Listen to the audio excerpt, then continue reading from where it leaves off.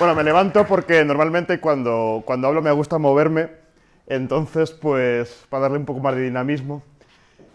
Y me acuerdo que cuando comencé en 2011 a dar los primeros pasos en estos temas de la historia de la masonería, mucha gente me preguntaba, ¿por qué estudias esto? Y siempre decía, porque me gusta. La segunda, ¿qué es la masonería? Y la tercera, ¿qué importancia tuvo esta organización? Entonces, he querido enfocar esta charla precisamente por esta tercera pregunta y la he querido enfocar aquí, en Guadalajara, que verdaderamente es una provincia en la que se ha estudiado poco esta fraternidad, la masonería, y precisamente a partir de esas investigaciones voy a intentar responder qué importancia tuvo la masonería en la provincia de Guadalajara. Para comenzar, bueno, pongo la imagen aquí de José Antonio Ferrer Benimeli, que ha sido el primer investigador que desde el mundo académico se centró en la edad contemporánea, en los estudios de la masonería.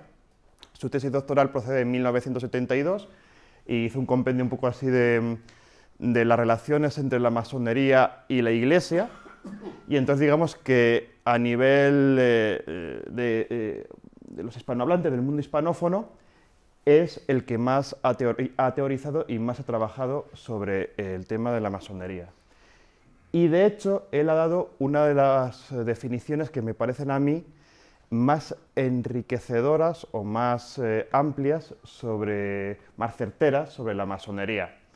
Y me quedo quizá con uno de los elementos más importantes, con la primera frase. Es una escuela de formación humana. De hecho, siempre que me preguntan qué es la masonería, para mí siempre digo que es una escuela de formación humana, una suerte de organización que precisamente a través de sus prácticas, de sus reuniones, de su forma de sociabilizar, intenta hacer esa formación humana. Aquí tendríamos la imagen de la reunión de una logia, así suelen estar dispuestas. Pero realmente, ¿dónde y cuándo surge la masonería? Para ello hay que retrotraernos, para hablar de la masonería especulativa, que es la actual, la masonería moderna, hay que retrotraernos a la edad moderna, al siglo XVIII, a la época de la Ilustración, al siglo de las luces. Se funda el 24 de junio de 1717 en Londres. Pero anterior a la masonería especulativa, que es la actual, hubo otra que se conoce como la masonería operativa, que está entroncada directamente con los gremios de constructores de catedrales. Aquí pongo, por ejemplo, la imagen de la catedral que me imagino que conoceremos la mayor parte, que es la de Sigüenza. Y entonces, digamos que las logias operativas se corresponderían con los gremios, con las agrupaciones gremianes de la Edad Media. Como comentaba, el 24 de junio de 1717 es cuando la masonería pasa de la operatividad que se llama a la especulación, que sería la masonería moderna. Y justamente en esta época es un proceso que, bueno, digamos que esta es la fecha convencional, el 24 de junio de 1717, pero es un proceso mucho más largo. Los procesos en historia siempre los tomamos como fechas para un poco concretizar un poco, pero siempre suelen ser un poquito más largos, ¿no? ¿Cuándo comienza este proceso? Realmente comienza ya en el siglo XVI, con la llegada del humanismo. Y comienza por dos razones, básicamente. La primera, por las nuevas formas de transmisión del conocimiento, como a través de tratados, mediante las academias, etc., lo que hace que los gremios, la función formativa de los gremios en la Edad Media, ya se pierda un poco el sentido inicial que tenía. Y por otro lado, hay también un proceso de llegada de nuevos miembros a las logias que solían ser los mecenas de las grandes obras que llevaban a cabo los gremios.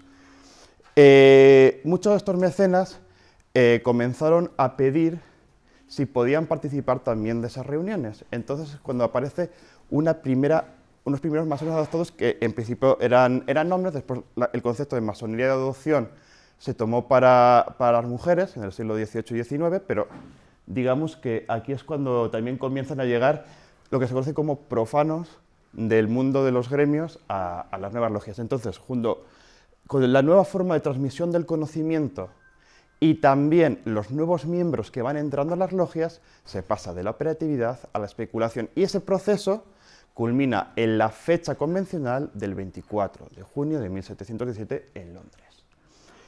Y es justamente en esa fecha cuando se crea la Gran Logia de Londres, a partir de estas 4 primeras logias que se reúnen para crear una entidad más grande.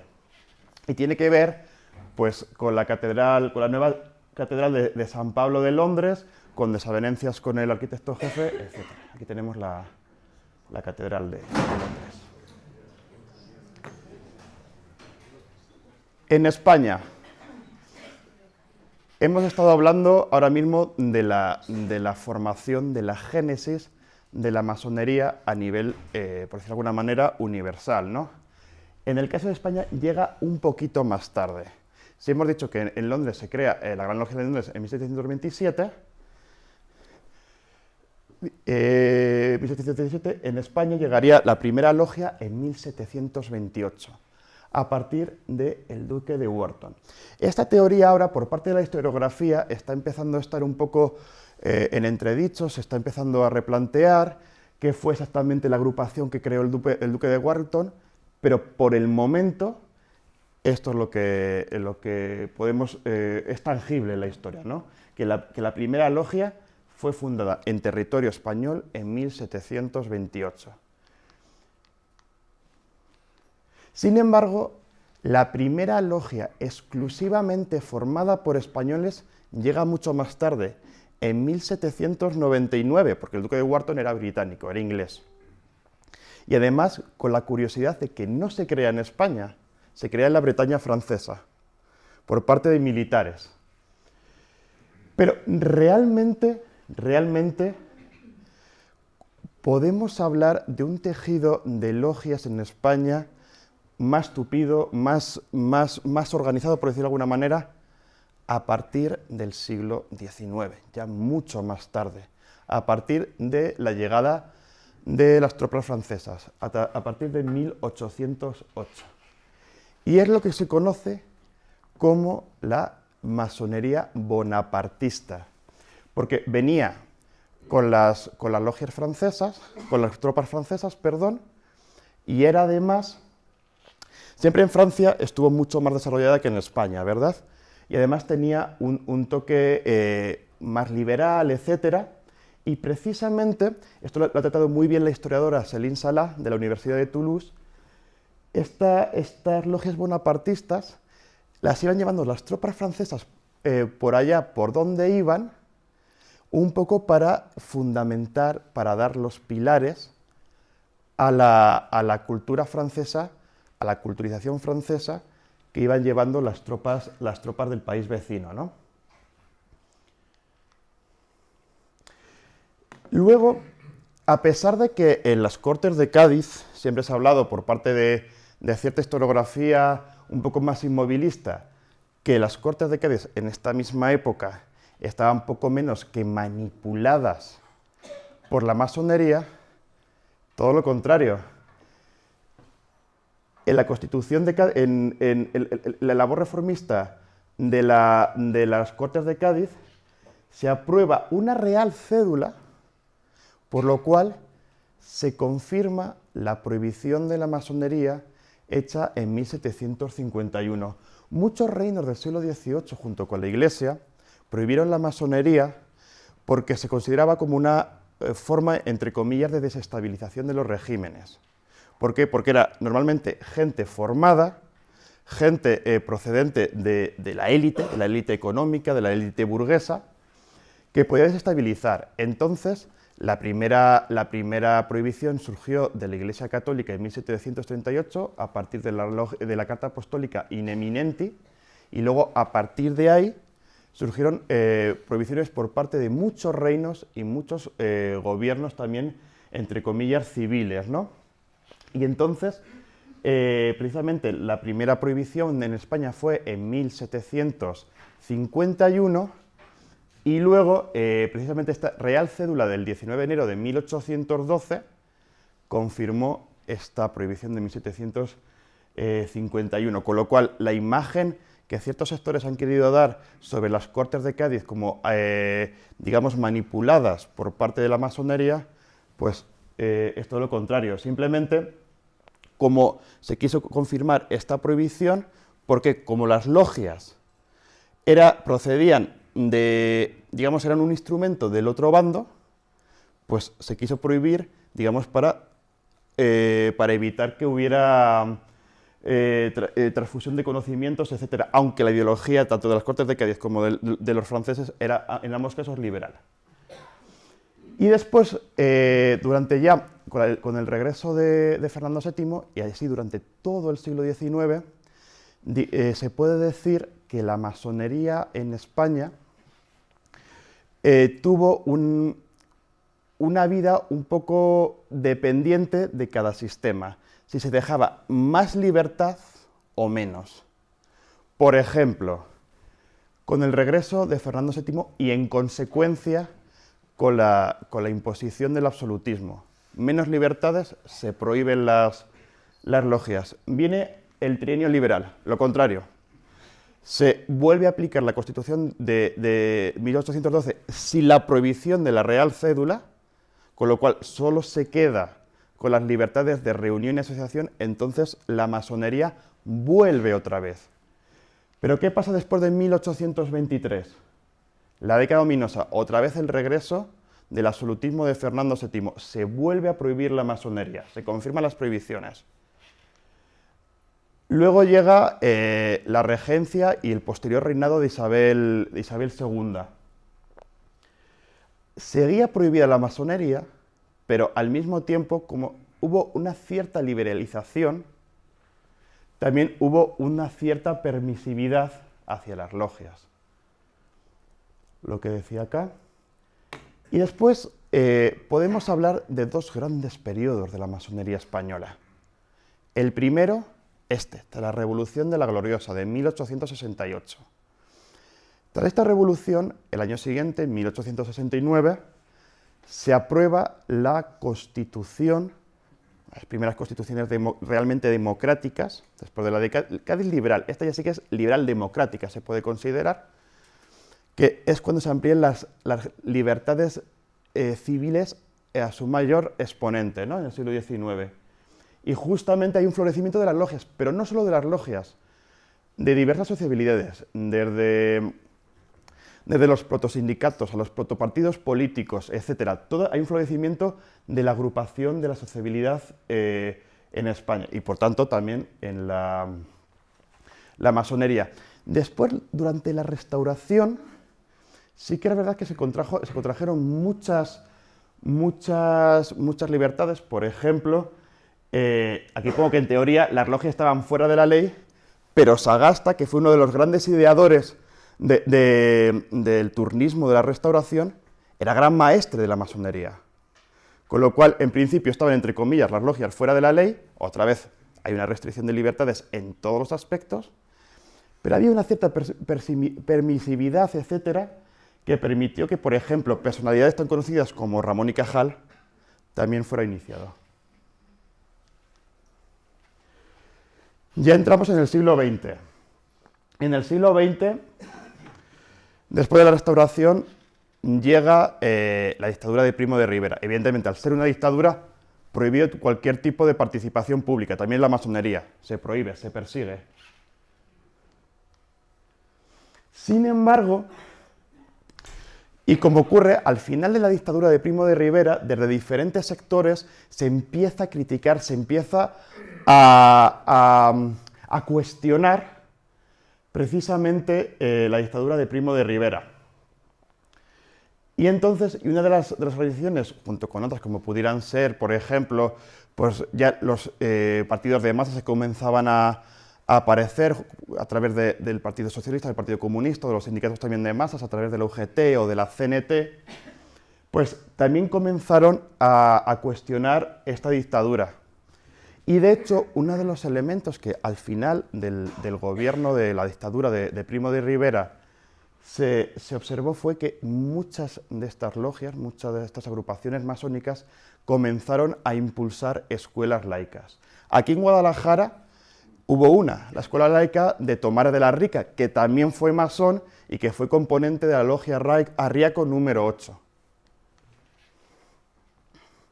Y de hecho aquí lo pongo, o sea, más claro que esto, una vez que ha ido la dictadura de Primo de Rivera, muchas logias, muchas agrupaciones masónicas se felicitaron, por un lado, por la caída de Primo de Rivera y también por la instauración de un régimen democrático, en este caso, la Segunda República.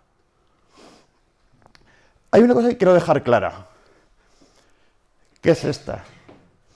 También una parte de la historiografía señala que la masonería influyó en el establecimiento de la proclamación de la Segunda República. No hay documentos, no se puede hacer una afirmación tan categórica porque además no hay que olvidar que la Segunda República se instauró después de unas elecciones municipales, que el rey abdica y ese fue el proceso. Fue un proceso, digamos, entre comillas, electoral, después, siendo culmen este proceso electoral y este descontento expresado en estas elecciones municipales del 12 de abril de 1931, de un descontento previo de la dictadura de Primo de Rivera, de la crisis económica, etc. Con lo cual, no se puede afirmar que la masonería influyera en la proclamación de la República, lo que no significa que evidentemente se felicitara por ello, que evidentemente prefería un régimen democrático a uno dictatorial. Y también quiero acentuar una cosa, quiero poner en valor una cosa, que es muchos de los políticos de la Segunda República, y eso sí que es cierto, fueron también masones. Azaña estuvo iniciado, si bien es verdad que Azaña después no participó mucho en las reuniones masónicas, pero estaba iniciado. Martínez Barrio también era masón, y así varios, por ejemplo, ¿no? Aquí los tenemos, Azaña y Martínez Barrio, de hecho. Y aquí Azaña, pues, caracterizado. ¿Cuáles fueron? Perdonad que beba un poquito.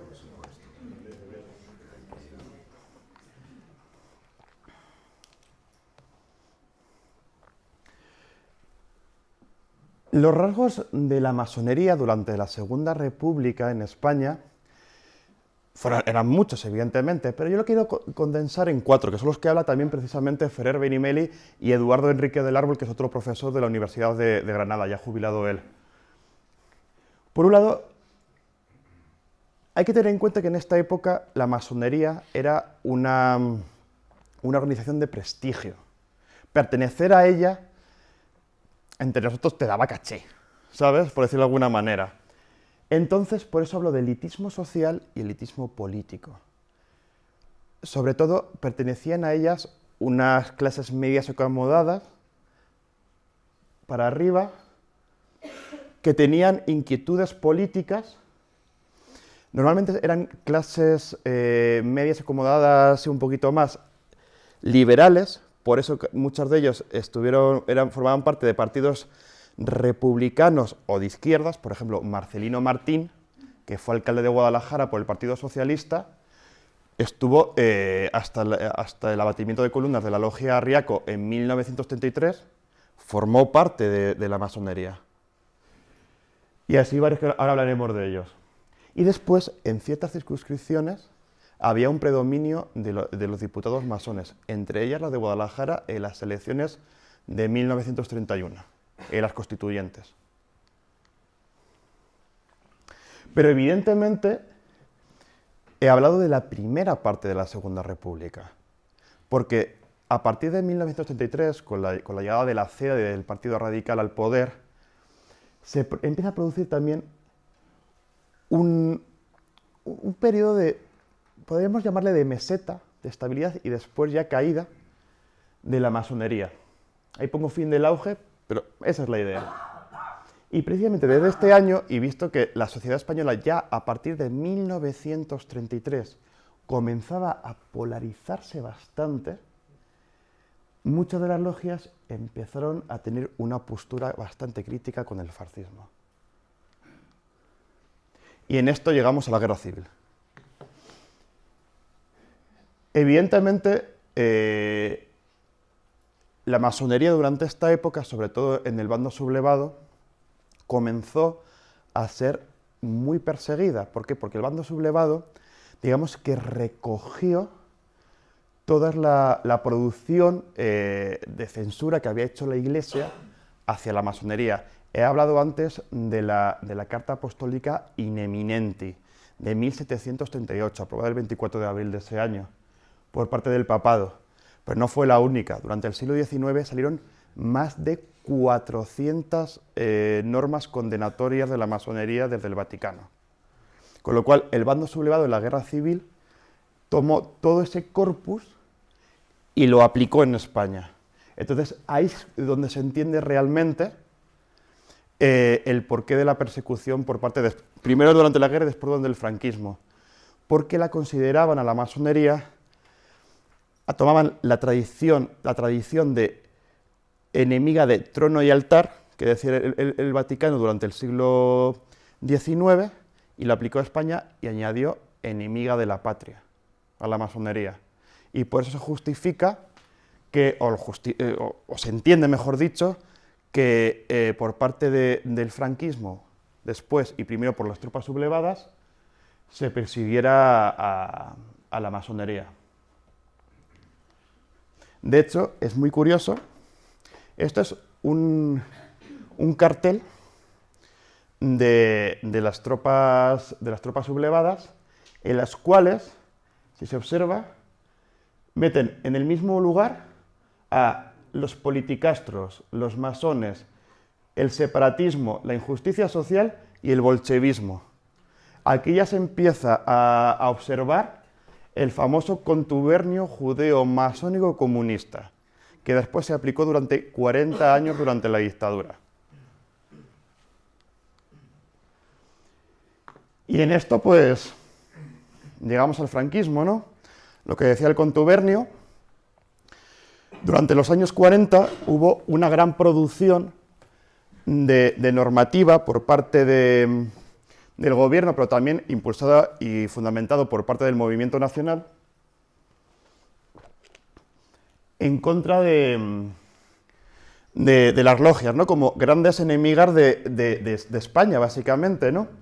Por tanto, ya después de la muerte de Franco se aprobó la Constitución española y entonces en la Constitución española se da, la actual, la de 1978, se da plena libertad de asociación, solo con la única obligación de la prohibición de las sociedades secretas. Con lo cual, todas las logias, todas las agrupaciones masónicas, todos los talleres, todos los triángulos tienen que estar dados de alta, como cualquier asociación, en el registro del Ministerio del Interior. Porque constitucionalmente hablando está prohibida. Pero al igual que esa fue una enmienda de la Alianza Popular representada por Manuel Fraga y después hubo otra enmienda que también se prohibían las agrupaciones paramilitares. En el mismo artículo. Bueno, total. Vayamos a Guadalajara. Hemos hecho un pequeño repaso a nivel nacional. Y en Guadalajara realmente se puede hablar de masonería, sí que sí, a partir del siglo XIX. Antes no hay rastros ni de logias ni de iniciados en el actual territorio de la provincia de Guadalajara, que como sabemos se creó en el primer tercio del siglo XIX a través de un proyecto de Javier de Burgos.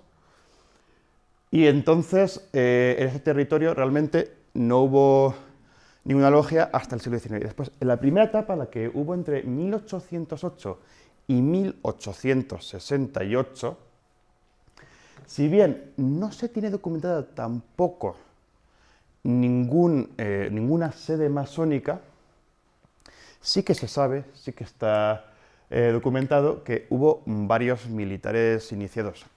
Es decir, durante la guerra de la independencia, sobre todo en el bando francés, por las tropas que pasaban y quedaban, sí que había masones. Luego, Fernando VII, cuando retornó al poder en 1814, publicó cuando la prohibió las logias a su llegada al trono, hizo una relación de talleres de logias en las cuales aparecían 3 sedes en la provincia. Una en Guadalajara, se llamaba La Libertad en el Valle del Buen Deseo, otra en Sigüenza, bajo el nombre de Triunfo, y otra más en Jadraque, bajo la denominación de Libertad. Sin embargo, y vuelvo a Ferrer Benimeli otra vez, la existencia de estas logias no se ha confirmado. No hay documentación.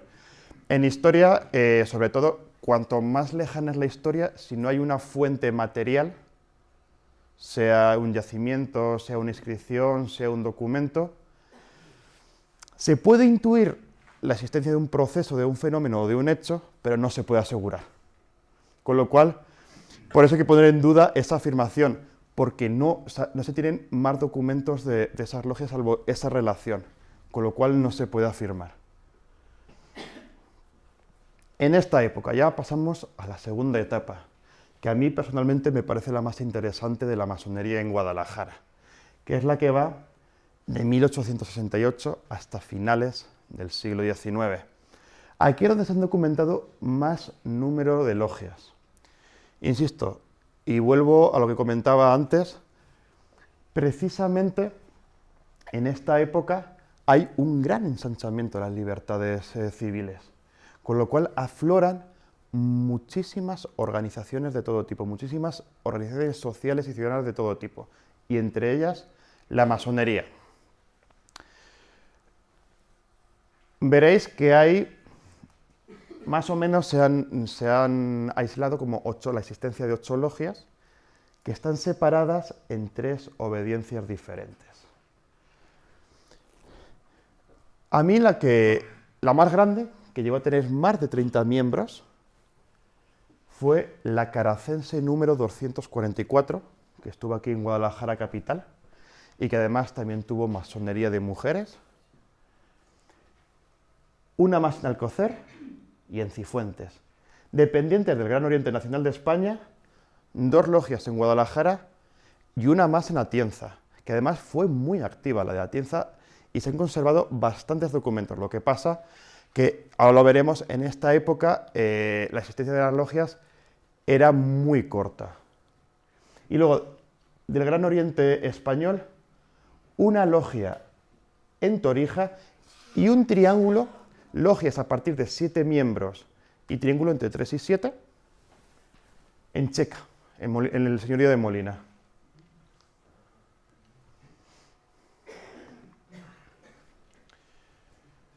Y luego pasamos a la siguiente etapa. Después de 1898 hubo una cierta caída de la existencia de logias, que luego se confirmó durante la dictadura de Primo de Rivera. No se encontró documentación sobre ninguna en la provincia de Guadalajara, pero sí sobre algún iniciado como Luis Jiménez, de Junquera de Henares, aunque su actividad masónica la tenía en Madrid. Y luego esta logia, que fue la Arriaco número 8, que esta nos vamos a parar más tiempo sobre ella, porque aparte que fue fundada por Miguel Benavides, que fue gobernador civil de Guadalajara, en su interior hubo bastantes iniciados que tuvieron un papel relevante tanto en la ciudad como en la provincia. ¿Cuáles podemos decir que son las características principales de las logias en la provincia? Una cosa curiosa, normalmente estaban o bien creadas por masones de fuera, por ciudadanos de fuera, que se habían iniciado en la masonería fuera y que radicaban en otras provincias y eran de otras provincias y que venían aquí a Guadalajara normalmente por temas de trabajo, o eran por gente de Guadalajara que había hecho sus estudios o había trabajado fuera y que luego a la vuelta hacían aquí constituían las logias. Casi todas, salvo la Caracense con 36 miembros, tenían un número de socios, un número de componentes muy reducido. 9, 8, 7, 10. Y después, lo que comentaba anteriormente, una vida corta y en algunos casos poco activa. Después veremos que en otros no. Por ejemplo, la logia de Alcocer pues apenas duró medio año, de noviembre de 1871 a abril de 1872. Y el triángulo Luz de la Sierra de Checa, pues poco más de 10 meses también. Con lo cual son vidas bastante cortas. A ver qué me pasó.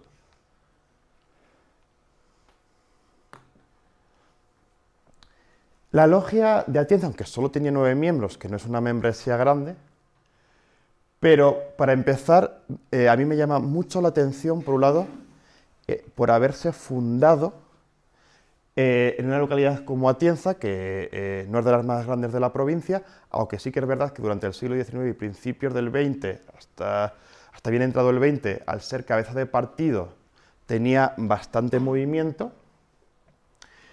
Y bueno, pues sobre todo lo que me interesa de esta logia es que los 9 miembros estaban muy involucrados en toda la actividad cultural de la localidad, de la villa de Atienza. Y después, la juventud de sus miembros, estaban todos en torno a la treintena. Después la composición era como prácticamente todas las logias, pues clases medias profesionales, abogados, médicos. Había también algún artesano, gente que trabajaba en oficios, etc.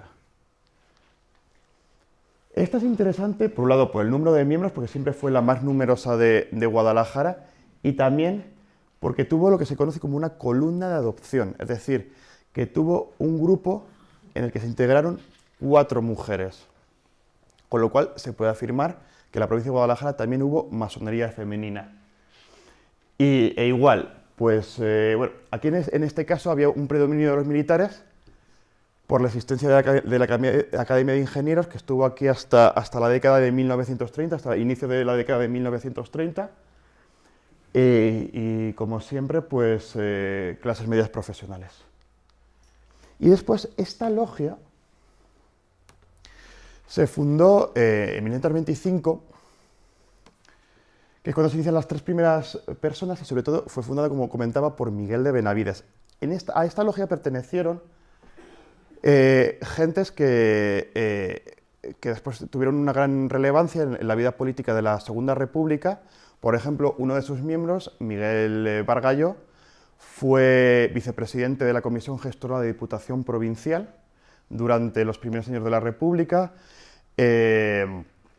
Marcelino Martín fue alcalde de Guadalajara y también estuvo aquí incluido Tomás de la Rica, que fue el fundador de la Escuela Laica de Guadalajara. Y pasamos a la Segunda República, la masonería de la Segunda República aquí en Guadalajara. Y por ejemplo, salieron elegidos, después de las elecciones del 12 de abril, Miguel Bargalló, Ricardo Calvo, que también estaba en la logia, y Marcelino Martín fueron concejales en el Ayuntamiento de la capital, por la conjunción republicano-socialista. También en las elecciones a Cortes Constituyentes de 1931, de los 5 diputados,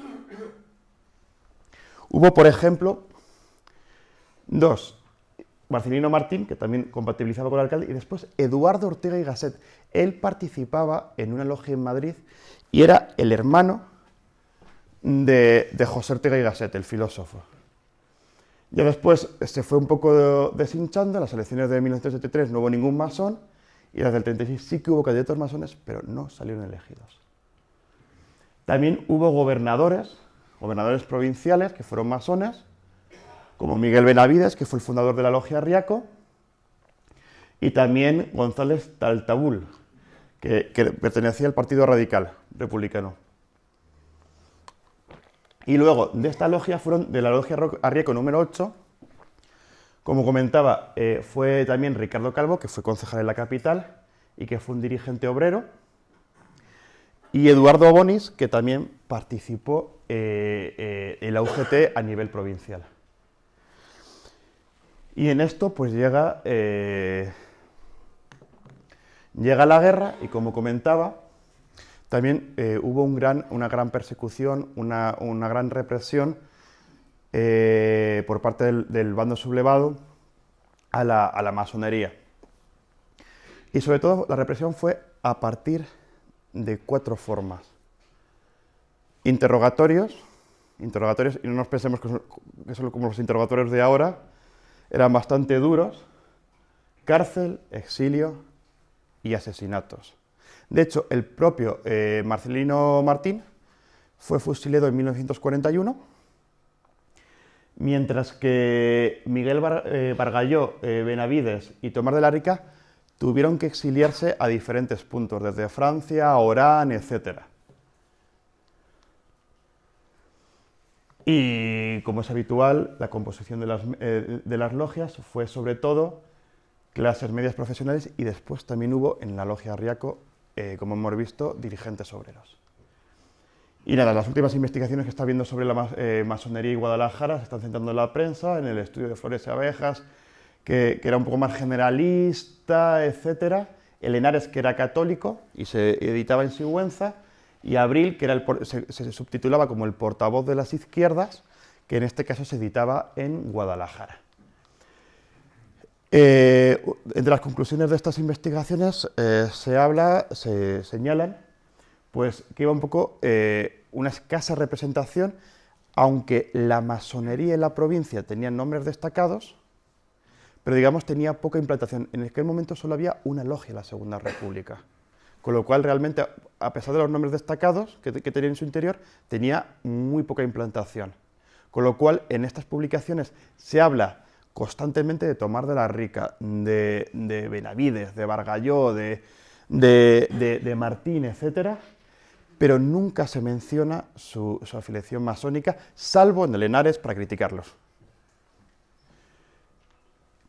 Y aquí sale precisamente lo que decía, crítica a los talleres masónicos y a sus representantes en la provincia.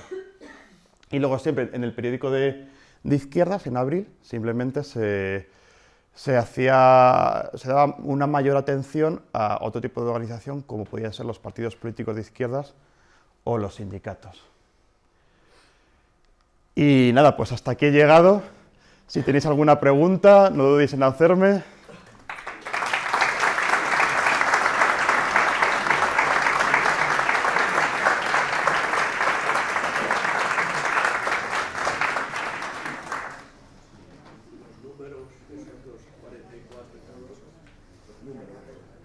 Sí, depende un poco de la obediencia en la que estén incluidas las logias, pues un poco la carta de patente, pues según el orden. ¿Le dan el número? Sí. Oye, ¿sabes algo de Romanones? Romanones, la verdad es que es una figura bastante interesante, porque fue una figura que se fue adaptando a los diferentes regímenes políticos. Restauración, Primo de Rivera, República y después el primer franquismo. A él lo que le interesaba era que sus negocios continuasen. Entonces, de ahí, el resto, pues si le servía formar parte de las instituciones, pues él preparaba todo pues, para que todo saliera bien, ¿no? O sea, para que todo se mantuviera en orden. Con lo cual la masonería, si no le molestaba, estupendo. Así que... ¿Te suena Lucio Martínez Gil? No tengo el placer. Estaba perseguido por la dictadura de Franco, estaba en el exilio en México, fue de la ejecutiva nacional tanto de UGT como del Partido Socialista, y fue uno de los fundadores de la Federación de Trabajadores de la Tierra, de la PTT, y se le acusaba de ser el gran maestre de la masonería española en el exilio. Martínez Gil nació en mi pueblo, en Alustante. Es que no conozco este caso en concreto, pero era de la agrupación. De la agrupación. No me extrañaría que fue... Alustante. Claro, es que atrás Se escucha mal. Sí, me pregunta, ¿cómo se llamaba el...? Lucio Martínez Gil. Sí, me preguntaba por Lucio Martínez Gil, que también fue uno de los dirigentes de la UGT a nivel, me imagino que nacional, ¿no? Sí. Y que se le acusaba precisamente de masonismo, eso era el delito. Masonismo o pertenencia a la masonería. No conozco ese caso, posiblemente también estuviera iniciado. Lo que pasa es que durante el franquismo, uno de las acusaciones más fáciles era acusar de masonismo o de comunista. Entonces, simplemente es la aplicación de la famosa caza de brujas, y dice, a ver, yo te quiero a ti encausar por algo. En un juicio sumarísimo, como no existía ningún tipo de Estado de Derecho durante el franquismo, pues decían, tú, ¿qué tienes? Masonismo, por ejemplo. Y así hay mucha... por ejemplo, en el archivo de Salamanca, que es donde el franquismo reunió a todos los expedientes sobre masonería para poder... Bueno, todos los expedientes de masonería, más allá, todos los de delitos políticos, para poder hacer los procesos contra los disidentes, hay 80.000 expedientes por masonería. Cuando en esa época los estudios hablan que la masonería estuvo entre los 3.000 y los 5.000 miembros en España. Con lo cual, fíjate, pongámonos que había 5.000 masones, la cifra más elevada. De 5.000 a 80.000 expedientes, va a 75.000. Eso lo que refleja, yo como historiador ahí lo que veo es que era una acusación fácil para poder acusar a alguien. Con lo cual, al igual que lo de comunista, al igual que lo de enemigo de la... Bueno, como tantas otras acusaciones. Sí. Por aquí, sí. Por ahí. La frase esa de la conjunción judeo-masónica es mero azar o mera conjunción de frases o tiene alguna relación con las aljamas judías que estaban en Guadalajara. Yo creo que simplemente ahí juntaron a todos los que se denominaban, entre comillas, enemigos de la patria, y para dar más fuerza. Es decir, no creo que por ejemplo, lo que usted dice de las aljamas judías, no creo que se parasen a ver esa relación, ¿sabes? Por otro lado, la otra pata de la acusación, que sería el comunismo. Hemos visto que bastante gente de partidos de izquierdas y de sindicatos, normalmente del Partido Socialista o de la UGT, formaban parte de la masonería. Pero al mismo tiempo, la Internacional Comunista del momento prohibió la doble afiliación masónica y comunista, porque acusaba a la masonería de ser como una especie de herramienta de la burguesía para cargarse la lucha de clases, hablando pronto y mal. Sería eso, con lo cual ahí tampoco tendría mucho sentido esa unión entre masonería y comunismo, puesto que la Internacional Comunista del momento prohibió esa doble afiliación entre sus miembros. Con lo cual, digamos que era todo valía por el discurso. O sea, no que a lo mejor sí, pero personalmente, y por lo que he podido leer y por los documentos que he podido tratar yo, dudo muy mucho que pudieran extrapolar esa relación.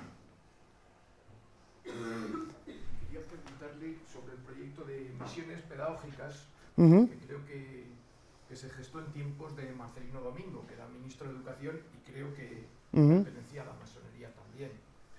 Ahí estuvo, creo que María Zambrano y otros intelectuales, y quería preguntarle también qué influencia tuvo la masonería en él, en su gestación, y en Guadalajara, si realmente en algunos pueblos y tal, pues tuvo influencia y existió, vamos, realmente se dieron estas clases para el mundo rural.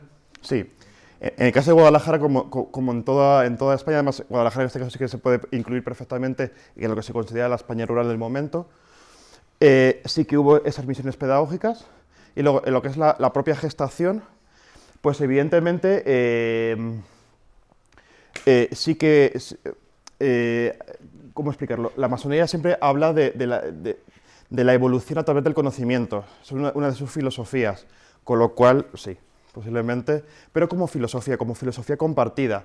Si nos vamos un poquito antes, a la escuela moderna de Ferrer y Guardia era masón también, por ejemplo. Digamos que es que era un conjunto, una serie de organizaciones que compartían filosofía. Con lo cual, pues, Ferrer y Guardia, ¿qué era antes? ¿Librepensador o masón? ¿Sabes? Eso nunca se va a poder saber. Sí, pero era parte de un todo. Una organización más, o sea que... Sí. Sí. Buenas tardes. Quería hacer un comentario sobre una de las diapositivas que ha puesto, en la que en el periodo del siglo XX ha puesto que la masonería era perseguida primero por la falange y luego por el franquismo, lo cual yo considero que no es correcto y quería preguntarle si tiene algún documento histórico o alguna prueba la cual inculpe a falange o algún falangista de perseguir a algún miembro de la masonería, más que nada porque, como usted bien sabrá, José Antonio Primo de Rivera, como buen aristócrata, era ateneísta y por lo tanto tenía amigos masones.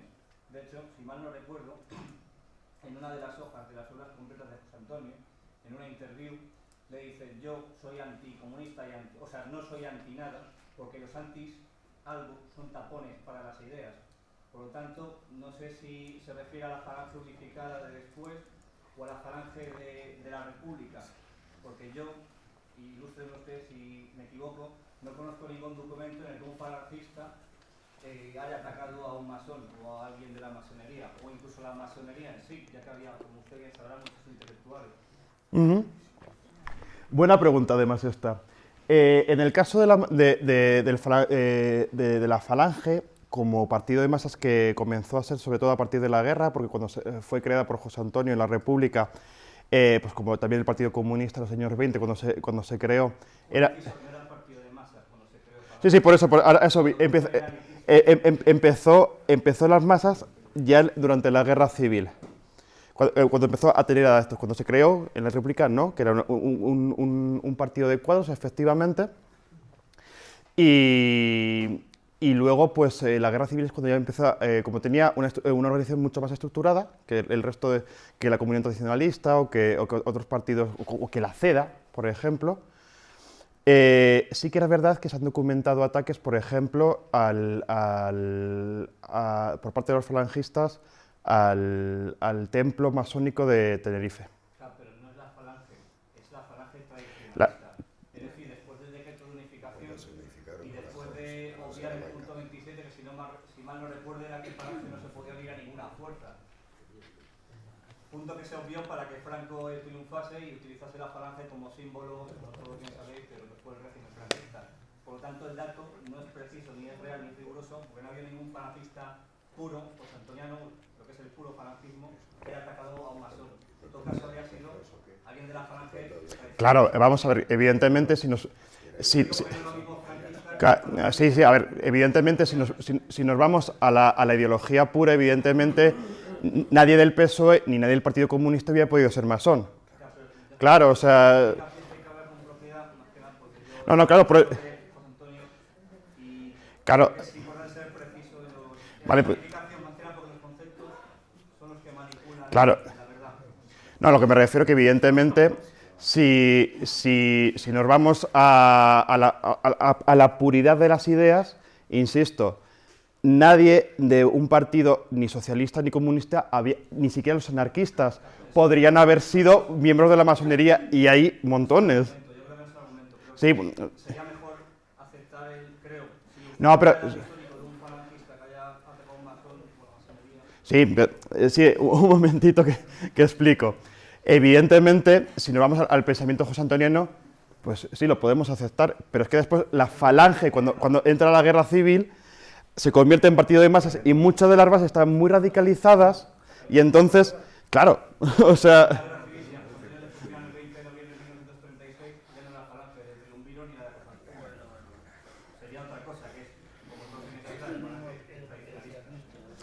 Pues... Vale, pues entonces rectifico. Entonces, en vez de hablar de falange, hablo de un falangista. De los falangistas. Rectifico. ¿Eh? Si termina. Sí. Falangistas masones también. Claro. Aquellos que vinieron a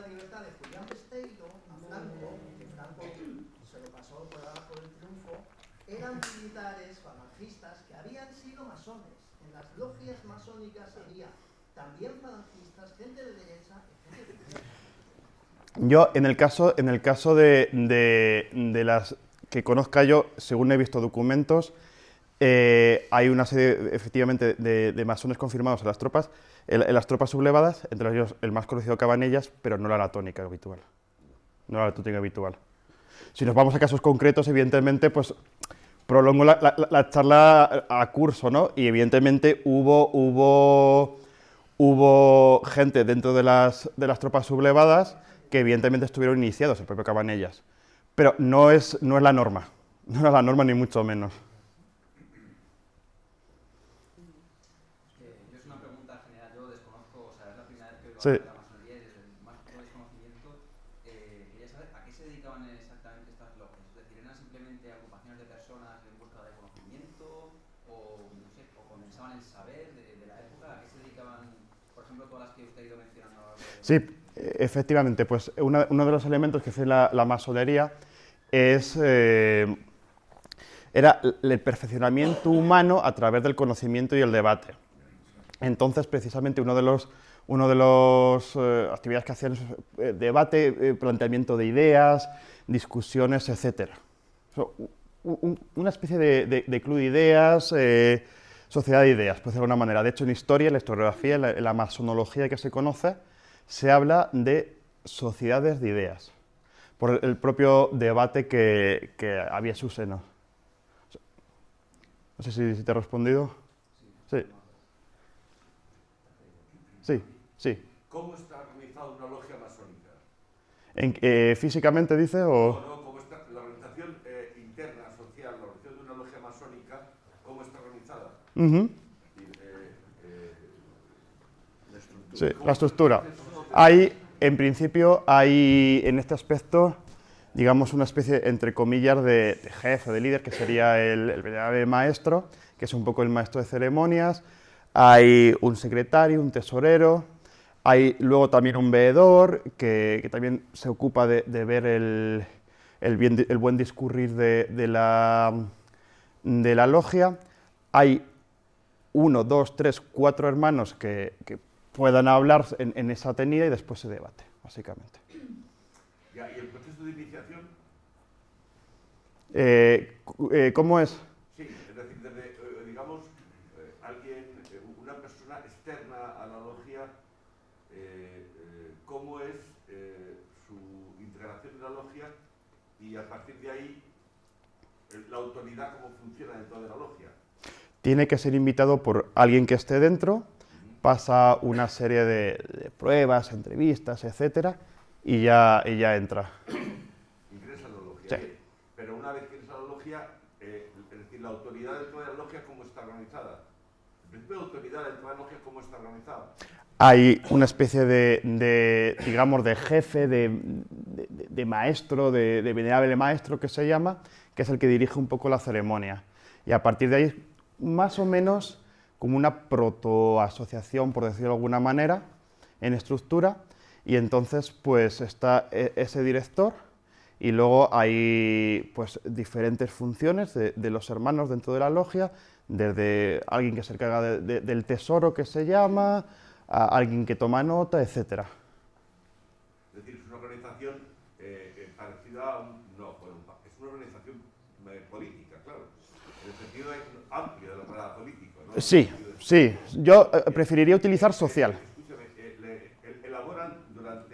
los masones elaboran textos para ellos mismos, y hay una elaboración ideológica, Sí. con documentación, una obediencia a ciertos principios por parte Sí. de los hermanos. Eso es lo que ¿Cómo funciona eso? Eso es lo que se conoce como ritos. Cada logia tiene una obediencia, un rito, que de acuerdo al mismo actúa en sus rituales propios, y evidentemente cada discusión que se hace pues se va fundamentando y se va añadiendo al conocimiento que hay en cada organización. Bien, pero hay una periodicidad en cuanto a tal organización, es decir, hay una periodicidad en las reuniones, Sí, en los sí. textos que se elaboran. Se suelen tratar temas concretos, temas que... Cuota, Sí. es una organización Sí. política, Sí. Sí, se puede decir que sí. De hecho, por ejemplo, en muchos países de América Latina, por ejemplo en México, la propia investigadora María Eugenia Vázquez, que es mexicana, acuñó el término de entidades prepartidistas para hablar de las primeras logias que hubo en el México independiente, porque muchas personas que en el Estado se estaba construyendo en este caso en las colonias independizadas, en este caso en México, pues era la única forma que tenían de acceso al poder, y entonces, digamos, sí, es que realmente la masonería es una sociedad de ideas, con lo cual es una organización con cierta periodicidad que también puede tener un componente político en este aspecto, y por eso en países como México, como Argentina, se las considera entidades prepartidistas. O sea, sí. Bueno, le acabas de decir que es una sociedad de ideas, pero el hecho de que se llame fraternidad da la impresión de que hay algo más, de que hay algún vínculo afectivo entre ellos. Eso me refiero. ¿Hay determinada afectividad o relación entre los propios socios? ¿Hay alguna obligación entre ellos como fraternidad? El de apoyo mutuo. ¿Qué quiere decir eso? Pues que normalmente, pero vamos, eso también pasaba en los primeros sindicatos, por ejemplo, que siempre, si un miembro de la masonería necesita ayuda de otro, siempre se lo va a dar. Eso, obligación, sí. Julio, Sí. muchas gracias primero por tu conferencia y justamente por los datos tan concisos que has presentado en tu disertación. Yo he visto, y bueno, lo que puedo reflexionar es que la masonería puede proliferar siempre en regímenes democráticos y libres. En regímenes totalitarios creo que no puede. Justamente en nuestra dictadura el partido único era el partido falangista. Sí, No la falange auténtica, sino la falange Fe de las Jons, la tradicionalista, sí. La tradicionalista, además. Sí. Pero la masonería podría proliferar en regímenes dictatoriales. Externamente no, pero ni la masonería ni ninguna otra organización, ¿sabes? En España se puede decir, la masonería se pudo desarrollar, por ejemplo, en España durante el franquismo, no, pero es que el Partido Comunista tampoco, el Partido Socialista tampoco, ningún sindicato, incluso el propio Edilla, fue también represaliado. Con lo cual, es el problema. El problema no es que la masonería no pueda desarrollarse en dictaduras, que obvio no. El problema de las dictaduras es que solo se puede desarrollar el pensamiento único. Y los 40 años de democracia, la representabilidad de la masonería en la sociedad, ¿cómo la ves? Ha mejorado, poco a poco va mejorando. Y creo que aquí, por ejemplo, en este aspecto, los propios masones también han hecho un buen trabajo de expresar, de dar a conocer la fraternidad. Sigue pesando mucho la leyenda negra, pero poco a poco se va mejorando. Poco a poco se va mejorando. ¿Hay cifras oficiales de cuántas logias puede haber en España? ¿Cuántas personas? Hay un registro ahora mismo, que en cada obediencia tiene el registro de sus logias. Ahí puedes, por ejemplo, la Gran Logia de España, pinchas y en su página web y puedes ver todas las logias que tiene, la Gran Logia Simbólica también, el Gran Oriente Español, etcétera. Y luego cifras, pues no me arriesgaría a dar un número, pero vamos, 2.000, 3.000.